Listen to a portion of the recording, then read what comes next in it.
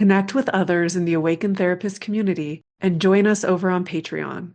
When you become a member of the Awaken Therapist community, you'll gain access to the exclusive consultation portion of this episode.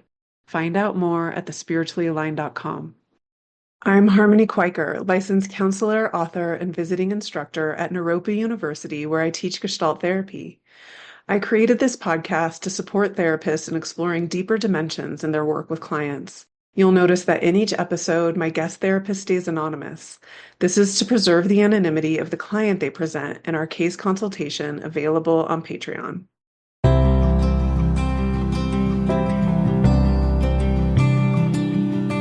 In this episode of the Awaken Therapist podcast, I meet with a transpersonal therapist who is passionate about healing all aspects of life. We consult about a case where their client has agoraphobia and a history of sexual abuse. We also share a bit about how we navigate our own personal illnesses as private practice owners. I hope you enjoy this episode. I'd love to know what brought you into the field of transpersonal counseling. Like, how did you even learn about it? How did you arrive here? I didn't know what it was for a long time. Like when I wanted to become a therapist, something just didn't feel right about like a traditional program, which probably prolonged this because I'm probably the oldest newly licensed therapist. But somehow I ran across Naropa in the early 90s. I don't know how. I don't remember how. But I remember when I got there, my whole body lit up. And I'm like, I got to go here. I got to do this. But at the time, it just wasn't at all feasible. There wasn't the online program. And so I sort of had to just push that away. Like, it's not going to be for me. And then later, through Daniel, he wrote a book, psychedelic cannabis, psychedelic book. And I'm looking at the book, and in the very back, it said he went to Naropa. And I'm like, there's that place again. So I get on Naropa and I looked, and they do this online mindfulness transpersonal. And I'm like, I can do this. But I was already 1 year into a traditional program. And my thought was, I'll just get the degree and then I'll go do what I want. But when I found out Naropa had the online program, I had to scramble, sort of talk my husband into, can I switch programs? You know, that's a lot of money and whatever. And I did. I just did it. And I feel like this was where I was supposed to be from way back. So it was exciting. That's beautiful. I didn't realize that you had transferred after a traditional program experience. I went a And whole year extra. wow. And you really, it sounds like you really followed your spirit and followed your heart. I couldn't not. I just felt so compelled and so drawn. I just couldn't not. Being in the other program was okay. And I felt like I'll just get through it. And it just didn't feel good. Naropa just felt right for me. And now that you're practicing, how is it for you? Does it still light you up? Totally. Yeah. And, every client's different. Every client, has access, a level of access, or some not. Yeah, it's really exciting just being with the client and not planning a thing, which I think traditional therapists kind of do. And maybe there's sort of an orientation you think you have to ascribe to, and then you have to do those things. I don't really do that. I just try to be with the client. And when you say that different clients have different access, I believe what you're pointing to is how awareness and the client's level of awareness has such a huge impact on the depths and the potency of this work.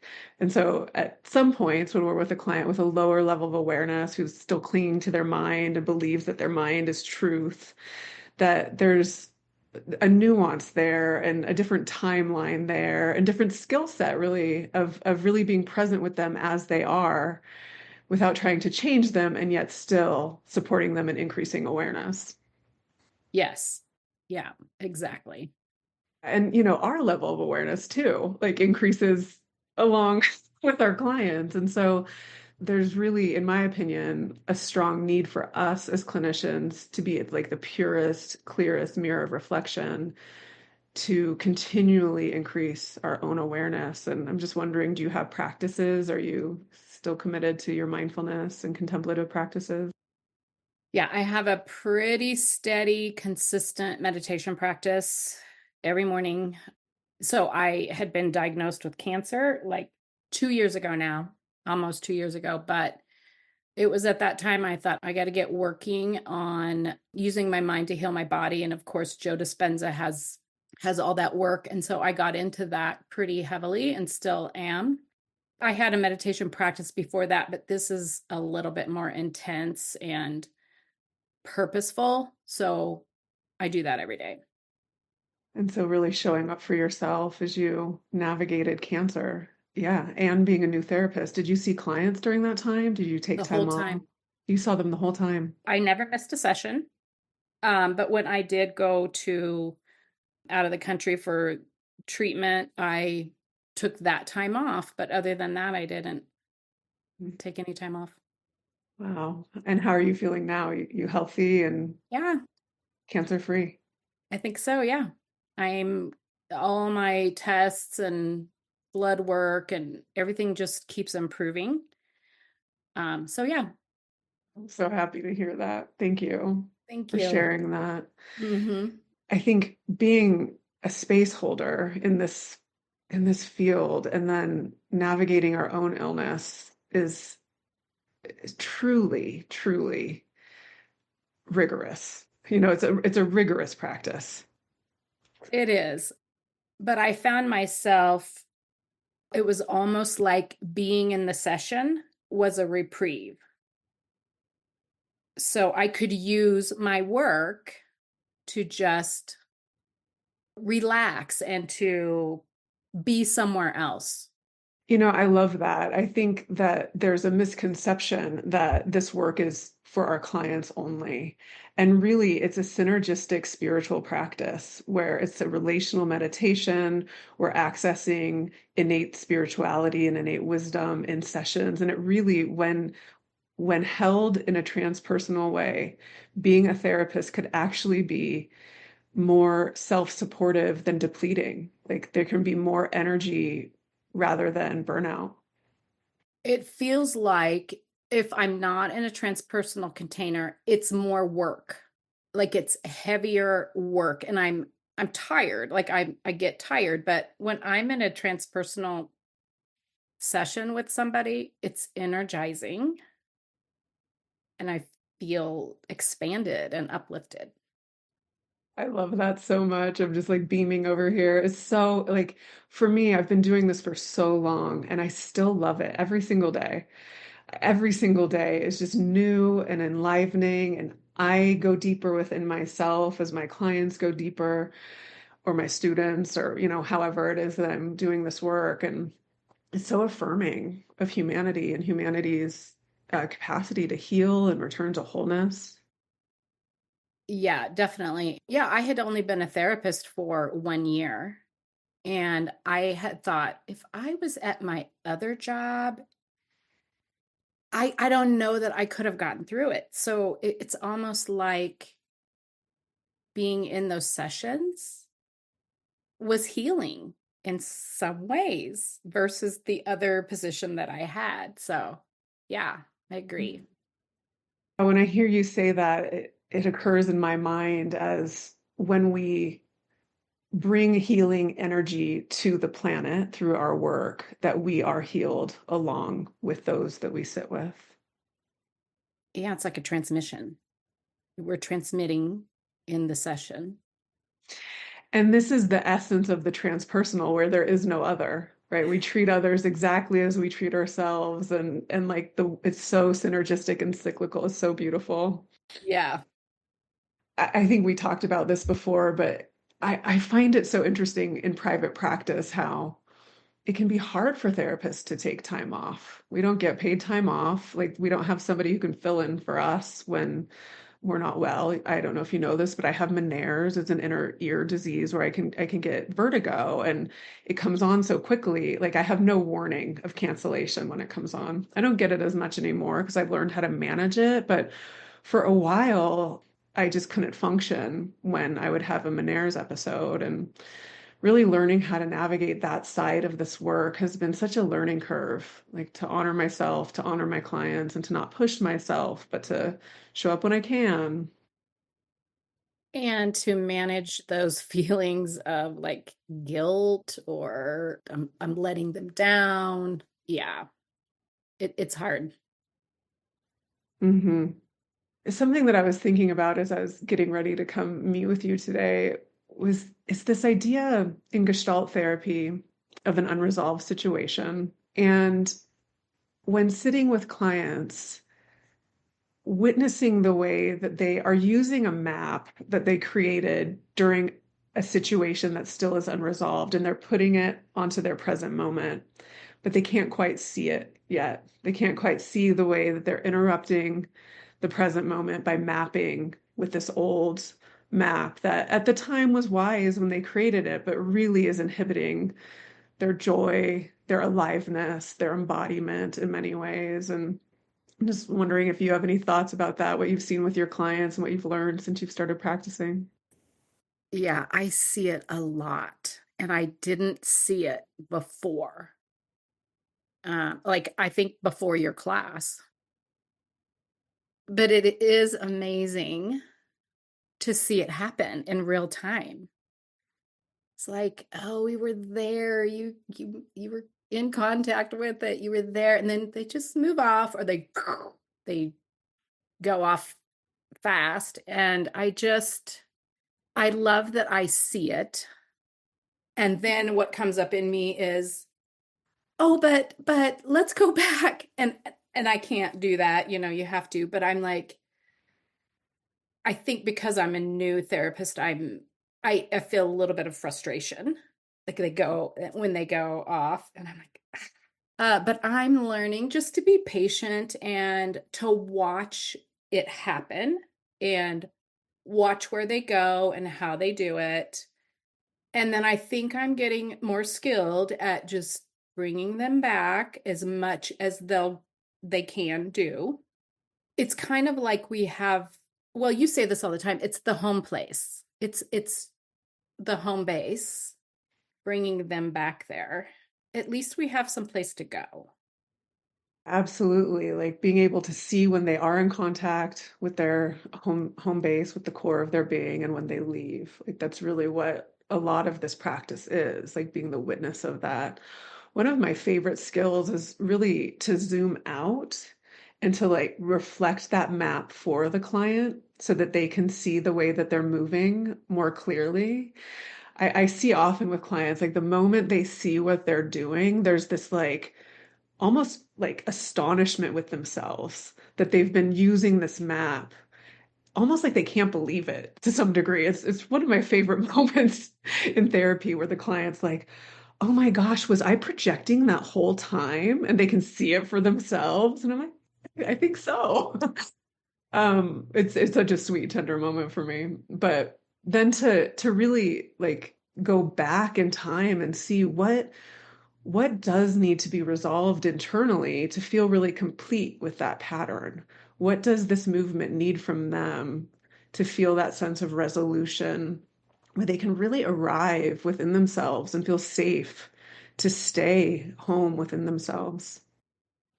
Yeah, that is very exciting. And I love when that happens.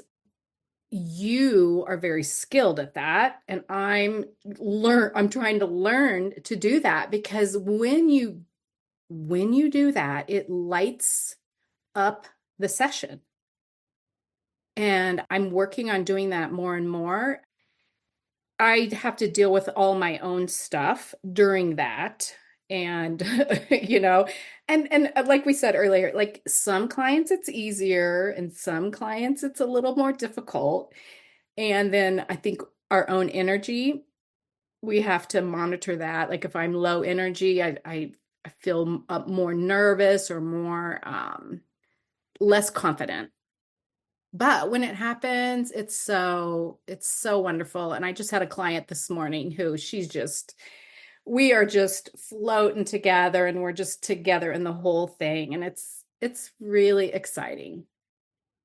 I appreciate that you said that you need to work with your own stuff as this comes up because it's so important for therapists to remember. I know I share this story a lot, but when I was a new clinician, I realized how I was preventing my clients' transformation because I was so invested in getting them to like me. And, is my personality. And I've always been a seer. And I've also really been quiet about what I see. Like, I have this thing with my friendships and my husband and my children where I only want to share what I'm seeing if somebody genuinely wants to know. And so I'll like a friend can be talking to me about themselves and I could disagree and see it very differently, but I won't share it unless they say, "What do you think?" Because that invitation to me says that their spirit wants to know what I think, and I don't want to impose my ideas onto other people. And so with clients, I've really spent a lot of time creating language that owns what I'm seeing as mine so that my clients don't just start wearing my perception. I want them to be seen by me because my seeing is a gift. It's partly why they're there. I want to know that I'm seeing them accurately and that they see themselves that way too. Or if they want to correct something in me, like that it's a collaborative process, that we're learning this together. Yeah, and I'm glad you said that because I didn't know how to say what I was seeing tactfully, but listening to you, I feel like I have the lingo. Like if that makes sense to me, or I think what I'm seeing is this. What do you notice? So that's helped a lot. Like I think I have the seeing gift too. I didn't have the words or the tact. So this has been super helpful for me. We don't want our clients to feel judged by us. Right. And so there could be this fear that if I point out this thing that they don't see in themselves yet, and that might be in their shadow or something that they don't like about themselves, that they might feel judged by me. When really, in my opinion, when we can see them as they are, welcome them as they are, reflect them accurately to themselves, they actually feel extremely loved as they are without needing to hide those aspects anymore. And it's funny because I've had a couple clients go, "You see me. You just see me." And I that's like the highest compliment. Yeah, it's so nice. That's so beautiful. Yeah, it really is the highest compliment. To me, it's a reflection of your contemplative practices too, because that's where you really develop the purest, clearest seeing. The way that I see it is that the place where we project in our mind's eye is also the place where our intuition and clear seeing lives. And so when we have our unresolved, unfinished business blocking our intuitive third eye, instead we see people, but we're projecting our unresolved experiences onto them. It doesn't mean that we're not seeing what they're doing. It just means that it's skewed through this veil of distorted, unresolved business. And so all of that beautiful contemplative practice that you're doing really opens up that clarity. Yeah, I agree. And that's kind of goes back to like I have to work with myself in these sessions, and stay in my seat, stay in contact with myself. Yeah. Listening to real life clinical examples is a wonderful way to increase awareness of how to approach your work from this powerful modality. To listen to the full episode where my guest and I consult about a challenging case, join us on Patreon. This is intended for educational purposes only, and the content here should not be taken as advice or clinical supervision. Find out more at thespirituallyaligned.com. If you want to learn more about the art of transpersonal counseling, check out the Awakened Therapist Signature course at thespirituallyaligned.com.